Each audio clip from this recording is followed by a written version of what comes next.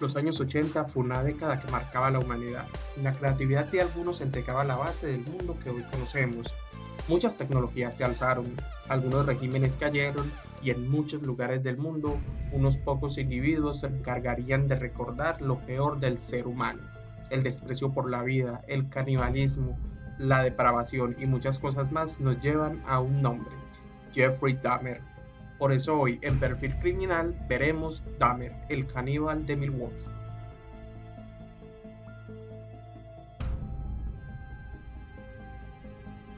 Su verdadero nombre era Jeffrey Lionel Dahmer. Falleció a la edad de 34 años, natural de la ciudad de Milwaukee, donde vivió gran parte de su vida. Su ocupación llegó a ser asistente médico, vendedor y trabajador de una fábrica de chocolates. Escolaridad: terminó su escuela preparatoria y obtuvo conocimientos en algo de anatomía tras su paso en el ejército. Estado civil: fue soltero. Religión: ninguna. Lateralidad: desconocida. Y su situación judicial: actualmente fallecido.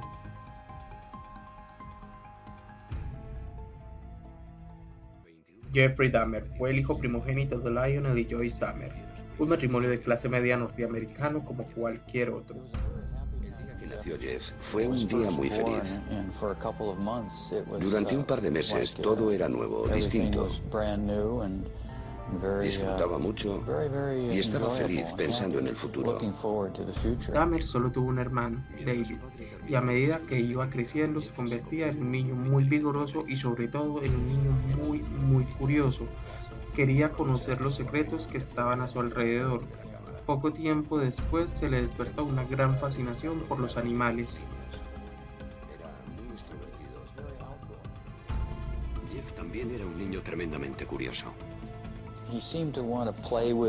Le gustaba jugar con las cosas, tocarlas y estudiar su textura. Parecía que estaba en sintonía con su entorno. Simplemente quería saberlo todo sobre lo que le rodeaba. En este momento ocurriría un hecho que cambiaría la vida del pequeño Jeff. Su padre descubrió los huesos de unos pequeños animales y los retiró mientras Jeff los coleccionaba. Para luego tirarlos todos juntos, y al dar contra el fondo hacían un ruido frío. Jeff cogió unos pocos y los echó también al cubo. Viéndolo así, parece que fue algo macabro, oscuro y siniestro, pero he de admitir que no era más que curiosidad infantil.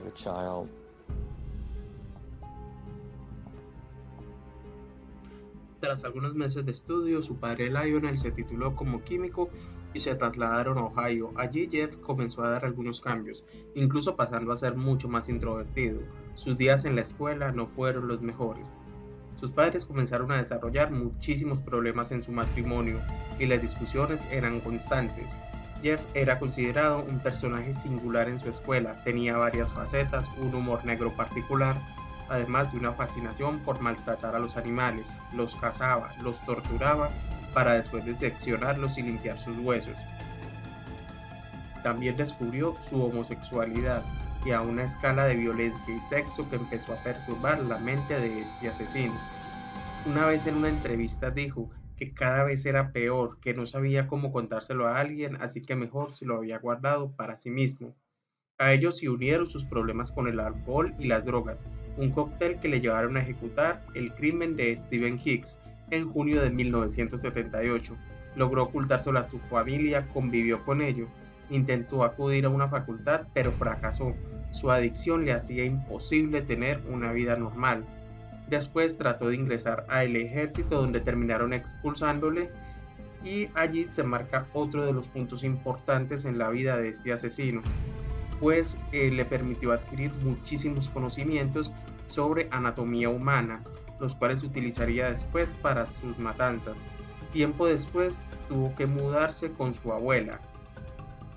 Hay algo que lo motiva especialmente y reflejaría mucho de su comportamiento a futuro: el emperador Palpatine de Star Wars, El Retorno del Jedi, un personaje que dominaba a sus víctimas dejándolas en un estado casi zombie.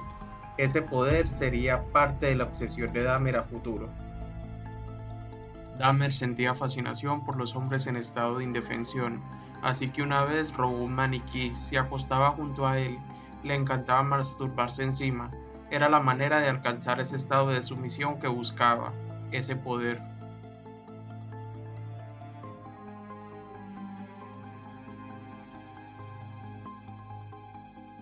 Dahmer siempre fantaseaba con el control, y a pesar de no ser una persona escuálida, tampoco era alguien que pudiese someter a otros fácilmente.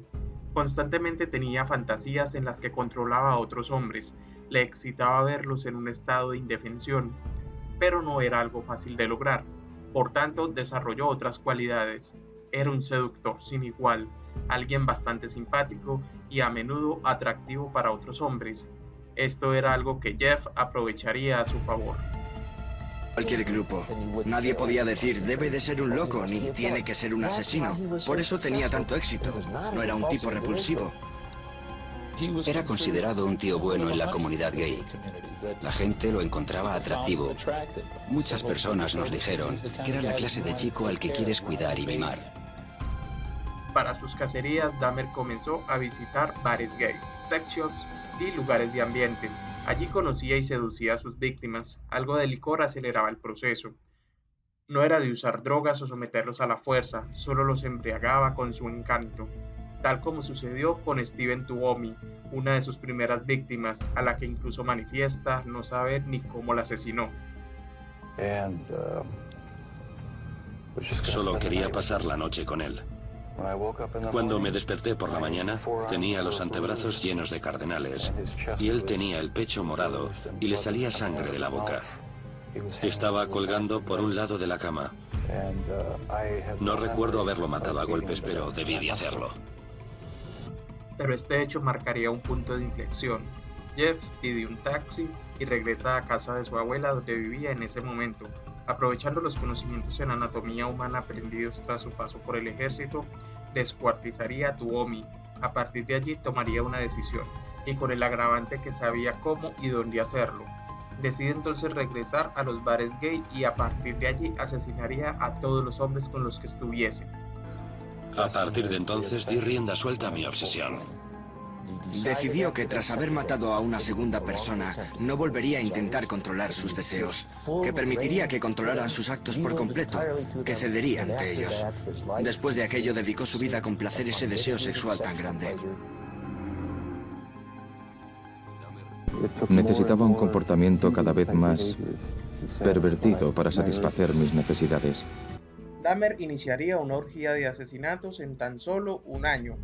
Tras una solicitud de reclusión por parte de su padre Lionel, quien consideraba que Jeff no estaba en condiciones para salir a la calle, y la cual se da posterior a una orden de arresto, Jeff es liberado y se muda a un barrio humilde de la ciudad de Milwaukee, el cual se encontraba cerca de una zona de bares gays de la ciudad. Allí da rienda suelta a su apetito sexual. Es en ese momento donde se evidencian tres de las fases del proceso mental de un asesino en serie. La fase de captura, puesto que con un mercado abierto a su disposición y con la seducción que lo caracterizaba, Dahmer comienza a atraer cierto prototipo de hombres con características muy singulares, una vida desordenada, algo solitario, y después se pondría a observar la fase de asesinato, el cual era el fin de sus víctimas. En la mayoría de los casos y posterior a la muerte de los mismos, Jeff tendría sexo con los cadáveres y aparte de eso los descuartizaba y en la mayoría de ocasiones los consumía, lo cual le provocaba un placer inmenso. Es allí donde se evidencia la fase fetichista. Jeff manifestaba una seria desviación producto de una curiosidad que desde niño nunca fue bien orientada. Elegía a algunas personas porque nadie las iba a echar de menos o porque llevaban un estilo de vida muy loco. Nadie se dio cuenta de que más de una docena de chicos jóvenes había desaparecido. No aparecía ningún cadáver, ni se vivía un clima de miedo en la ciudad.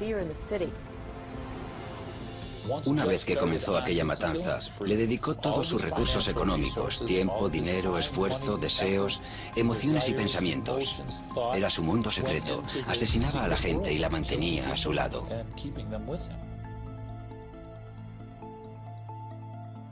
La fase depresiva juega un papel muy importante en la escalada de delitos de Dahmer. Alrededor de 13 se cometen en un solo año, lo cual implica que no experimentaba un sentimiento de culpa como tal y carecía completamente de factores empáticos, por lo que su dinámica le facilitaba casi que de inmediato ejecutar golpe tras golpe. En medio de esto, Dahmer ve una mayor utilidad en el uso de las drogas como herramienta para reducir a sus víctimas. Una noche de julio de 1991, una de ellas, Tracy Edwards, de 31 años, logra escapar del apartamento de Jeff para un carro de patrulla de policía que se lo encuentra completamente desnudo y medio drogado. Al explicar lo sucedido, los agentes se dirigen a la casa del asesino. Durante el registro, encontraron el horror en forma de templo, paquetes con restos humanos en el congelador, una cabeza en el frigorífico, un bidón de 200 litros con 3 torsos sumergidos en ácido y 83 fotografías de las víctimas descuartizadas. Acababan de cazar a un despiadado criminal del que ni siquiera tenían idea. We have at this time established there are 11 bodies, victims that we feel that were recovered from the apartment. These consist of intact skeletons and body parts of 5 individuals with partial body parts of the remaining. To imagine that any human being, any civilized human being in civilized society could do something as gruesome. Other than that, it's inexplicable. You never think the man next door would be a murderer. And especially something like this where he cutting up people, this is unbelievable. The fumes was coming up under the door and I knew something. I thought it was some dead goldfish. Un caso con conexiones muy trágicas con los asesinatos. Cuando me dijeron que habían encontrado 10 o 11 calaveras en su apartamento, me resultó algo realmente sorprendente, increíble, porque era un ser humano pasivo y tan normal. Jeff llevaba tiempo sin llamar a mi madre. Solía hacerlo bastante a menudo. Y llevaba sin hacerlo unos 4 días. Así que le llamé a su casa y lo cogió un hombre. Me dijo que Jeff no estaba en ese momento. Yo le pregunté que quién era y me dijo que era un policía y que un detective me llamaría más tarde, que se había cometido un homicidio.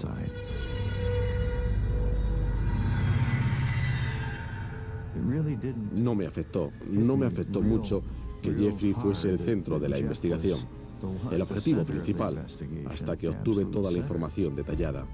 No sabía qué hacer. Me quedé paralizado, sentado en mi mesa, intentando decidir lo que hacer.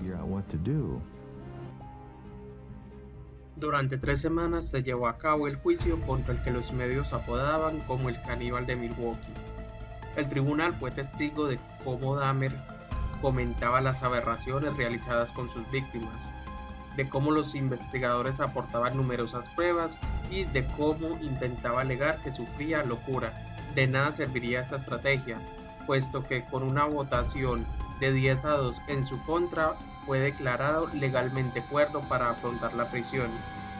El 15 de febrero de 1992, el tribunal condenó a Jeffrey Dahmer a 957 años de prisión en Wisconsin por diferentes delitos cometidos, entre los cuales se encontraba el asesinato, y en mayo de ese mismo año a cadena perpetua en Ohio. Ahora tendría que pasar el resto de su vida tras las rejas. Su nuevo hogar, el Columbia Correctional Institution de Portage, Indiana. Pero su estancia en la cárcel fue corta, apenas de 2 años. Durante toda su vida adulta se había comportado como un depredador. Ahora, tras los barrotes, pasó a convertirse en una simple presa. Dahmer mostraba buen comportamiento e incluso en ocasiones parecía estar arrepentido de todos los actos cometidos. Realizaba actividades con sus compañeros para socializar. Le asignaron tareas de limpieza junto a Christopher Schaefer, un esquizofrénico que se hacía llamar Cristo, pero este terminó por asesinarla a golpes. Ironías de la vida, el preso utilizó una barra de pesas del gimnasio, la misma arma que Jeff había utilizado para cometer su primer homicidio, teniendo como víctima en esa ocasión a Stephen Hicks. El caníbal de Milwaukee, como lo apodaban los medios, murió poco tiempo después camino al hospital por las graves heridas sufridas en la cabeza. Era el 28 de noviembre de 1994 y tenía una edad de 34 años.